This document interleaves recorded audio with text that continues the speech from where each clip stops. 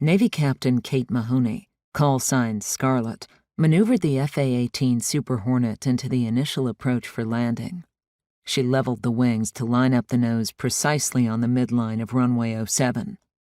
A quick glance out the cockpit to her 1 o'clock position took in the peaceful greenery over Mount Suribachi, the scene of a pivotal Pacific battle during World War II, when this island was called Iwo Jima. Kate squinted to glimpse the U.S. flag flying at the spot of the iconic flag-raising photograph taken on February 23, 1945. Showtime, Scarlet. Kate tightened her torso harness and latched the oxygen mask over her nose and mouth. Seconds later, her young Nugget wingman lined up his Hornet alongside hers at a proper interval. The two jets descended as one, then screamed over the runway at 500 miles per hour. At the opposite end, Kate gave her wingman the standard kiss-off gesture to indicate her solo turn into the traffic pattern. She recited aloud the mantra she'd learned years ago in flight school. Flop! Kate jammed the stick hard to her left, rolling the aircraft into a 90-degree banked level turn 500 feet over the terrain.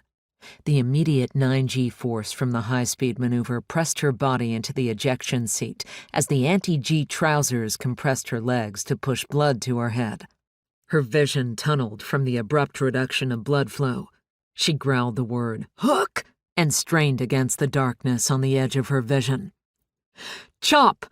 Her left hand pulled the throttle back to reduce airspeed as her right hand eased the control stick to the right. The jet rolled out of its turn exactly 180 degrees to her original heading of 070. Kate popped out the speed brakes, eased further back on the throttle, and raised the aircraft's nose to maintain level flight parallel to the runway. Check. Kate monitored her airspeed as it continued to bleed off to the proper landing envelope. Drop.